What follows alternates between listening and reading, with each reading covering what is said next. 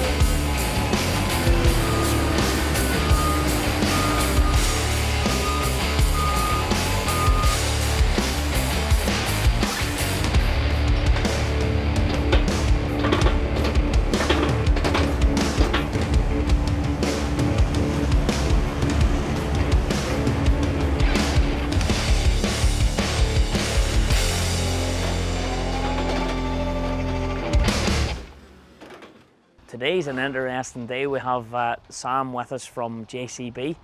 Welcome, Sam, to GRASSMEN HQ. You were actually here yesterday doing your real job in Northern Ireland, whilst Gary and I were over at the factory lifting these two machines. Just tell our viewers, what are these two machines and where they fit in the range? So yeah, starting at the bottom of the range, the smallest agri wheel loading shovel that JCB build, and this is a 403. So this is a 2.7 ton weight machine, capacity just under a ton. Machine behind it is the brand new Stage 5 419S. So that's a silage specific machine. Yeah. You know, right in the middle of our core range. The real talking point. Absolutely right. Although I'm not so sure, my heart's kind of fallen for the 403 here. I think it's really cool. We just need a chicken house to clean out. I guess there's plenty of applications for it now. You're seeing it with the sawdust dispensers on, brushes, scrapers, that sort of thing. That you're seeing more and more of them as a secondary machine to a wheel loader or a bigger telehandler. Really and truly, what we want to talk about is the new 419. I mean, I suppose GRASSMEN and JCB have been chatting to each other all season back and forward, but it's 2020, it's the year of COVID-19. It has affected a lot of things. It has affected JCB, has affected us. So yes, it's a little bit later in the season than we'd hoped to be having this conversation, but we said, you know what? We're going to try. But this Stage 5 419S is something that you guys are screaming from the rooftops about. Why? Absolutely. Oh look, 419 has been a core of our range on the silage job for 3 years now, and we've stepped it up another level with the Stage 5 version. More power and this new dynamic power system on it that just gives more output. You say more power. More power in a normal change is maybe 10-15 horsepower. This is significantly more power. Yeah, it's a jump up. You know, we've jumped in. How far do you go back? If we went back 10 years, we've jumped it from sort of 140, 150 up to just south of 200 horsepower now. But everything changes, you know. The machines get heavier, the kit inside them gets heavier. So you hear us talk about it all the time, but it's this power to weight thing, and that's what we're into, and that's why that thing is unique. Alongside the 435S as a silage specific wheel loading shovel. You know, it's not just another wheeled loader with a set of big tyres on it. It's actually got different engine, different transmission setup to give it that absolute optimum performance that we really, really obsess over, and that's what makes a difference.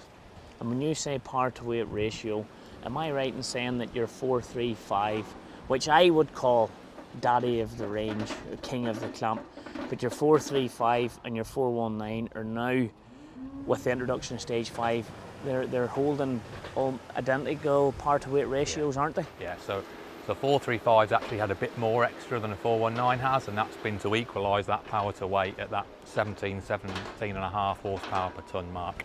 And that's what gives us that combination of push when you hit the load on the concrete and speed when you get it up on the ramp. And that's, you know, we're really into that detail and exactly how those machines perform in that application. But that's not just power to weight ratio, that's a little bit of engineering as well when you get into, you like to call it torque lock up. And correct, yeah. And there's a whole science to that as well, where it's not just about power and weight, it's about gearbox setup and all the details that go into that. The S-Series machines all have a 6-speed box in them. That's different to most wheeled loaders, if they're talking about a 4 or a 5.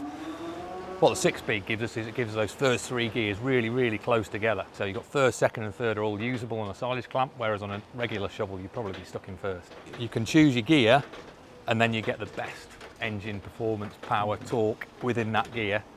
You know, even if it's really steep or even if you're just trying to roll, you've got that flexibility to choose the right gear.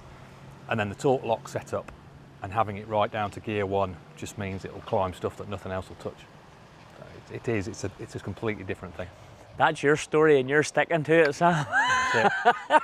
Well, you picked up on something there that is very interesting, and obviously we're looking at JCB machines, and I'm not going to mention any competitor brand names, but you chat to competitive users and that is nearly top of their list of negatives is speed and reverse, etc.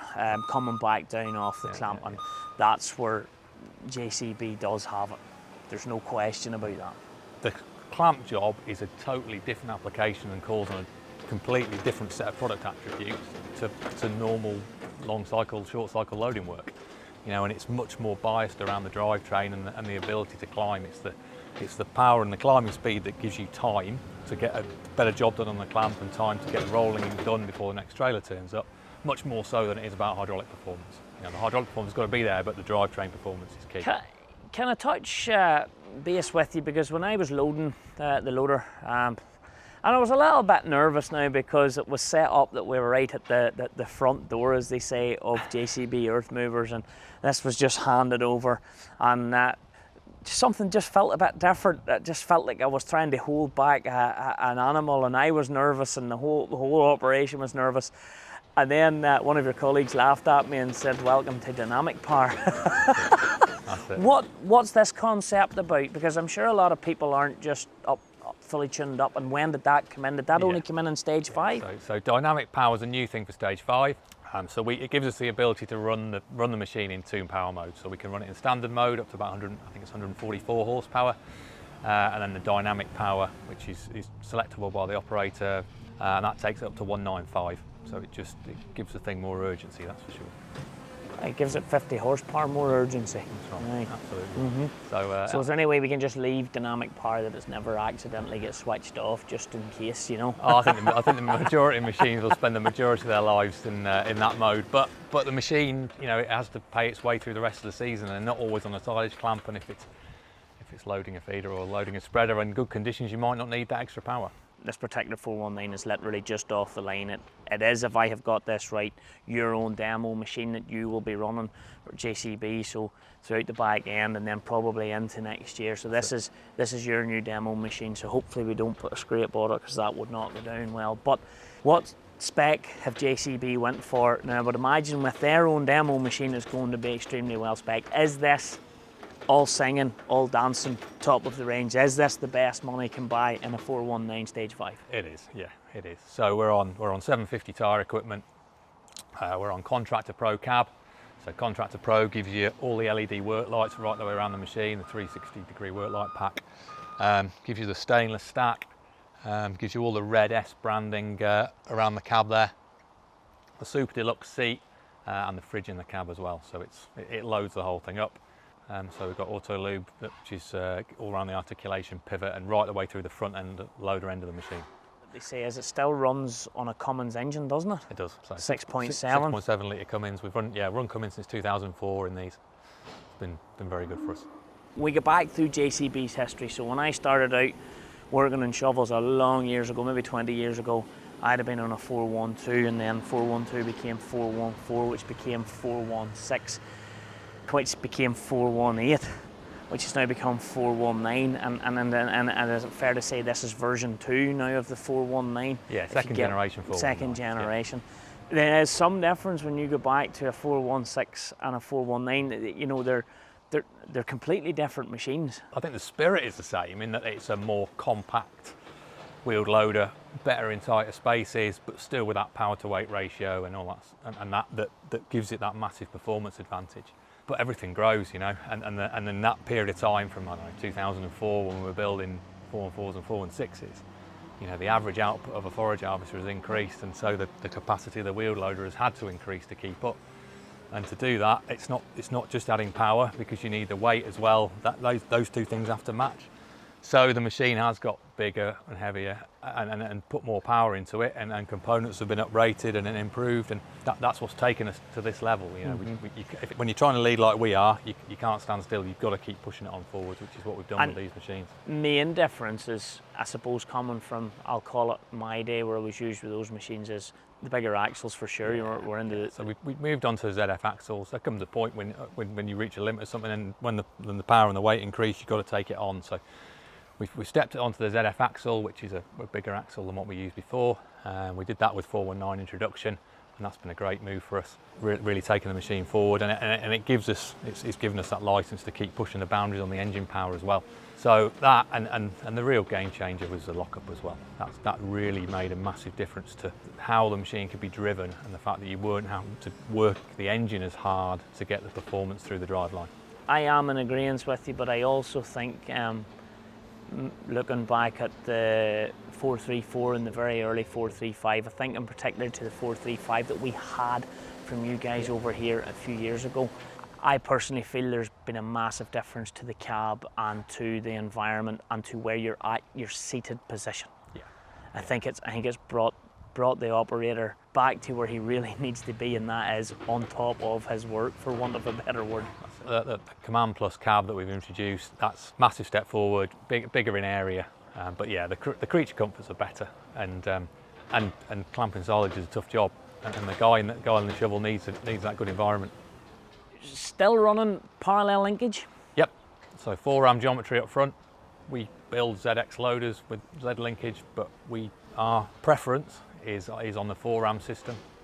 It's more versatile, gives us better control of that crowd action right the way through, so whether you're fully tipped or fully crowded back, you've got that similar level of power and similar level of speed.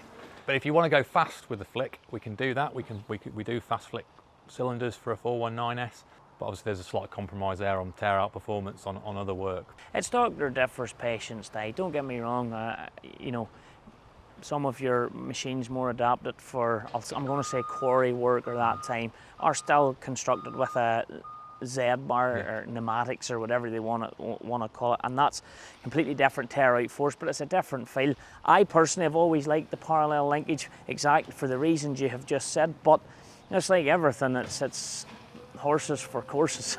And certain types of silage is harder to get the push on than others, and the most of the time you're no problem. Up front, this is something even you haven't seen much of before. Yeah, this is the first one I've seen. This is the brand new JCB design 12-foot folding buck grape pike, whatever you want to call it. And yeah, it's pretty cool. And it's also got, I suppose, something we don't see a lot here. We maybe should see a little bit more of it. It's also got some form of protection safety frame. Yeah. That's the and it's a good job. I think it is a very good job now, to be honest with you. So, Sam, thank you for coming and giving us a talk around the machine. All we need now is a little bit of good weather, and hopefully we can get on to a pit and have a bit of fun, because I'm personally really looking forward to that.